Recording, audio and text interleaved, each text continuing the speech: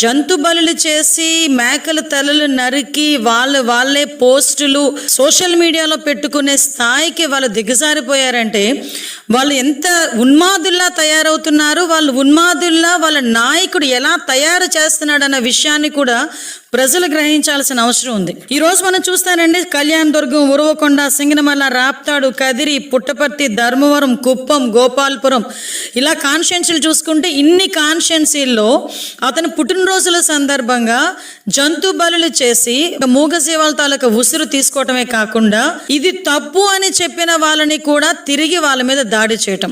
ఈరోజు ఎక్కడో ఏదో మారుమూల గ్రామంలో తెలుసో తెలియకో ఎవడో ఇలా నరికేడు ఇలా చేసాడు అంటే మనం అది ఎందుకు చేశాడు అన్న దాని మీద ఎంక్వైరీ చేసుకోవచ్చు. కానీ చూస్తే సుమారుగా 10 నియోజకవర్గాలకి పైన ఈరోజు ఇదే పందాలో ఒకే రోజు ఒకే తరహాలో ఇలాగే జంతు బలులు ఇచ్చి రక్తాభిషేకాలు చేస్తూ ఉంటే ఇది వెనకాతల జగన్మోహన్ రెడ్డి దగ్గర నుంచి వచ్చిన ఒక పిలుపు అని అనుకోవడంలో తప్పే ఉంది. వాళ్ళ తాలూకా నాయకులేమో పెద్ద పెద్ద కత్తులు తీసుకొచ్చి కేకులు కట్ చేస్తారు, కార్యకర్తలేమో రౌడీలు మాదిరిగా రోడ్డు మీదకి వచ్చి జంతు బలులు చేసి రక్తాభిషేకాలు చేసి మేము 29లో మేము వస్తే ఈ రకంగా నరుకుతామని బహిరంగంగా చెప్పడమే కాకుండా ఫ్లెక్సీలు వేస్తున్నారు. అయినా కూడా ఎక్కడా ఎవరు కూడా ఇది తప్పు అని చెప్పే పరిస్థితులు వాళ్ళకి కనిపించట్లే. ఇష్టానుసారంగా రోడ్ల మీదకి వస్తాం, కత్తులు పట్టుకొని తిరుగుతాం, కొడవలు పట్టుకొని తిరుగుతాం, రపా నరుకుతామని చెప్పి రెచ్చిపోయి రోడ్డు మీదకి వచ్చి ఉన్మాదం చేయడానికి గనక ప్రయత్నం చేసిన ఆ ఆలోచన వచ్చినా ఒక్కసారి గుర్తుపెట్టుకో,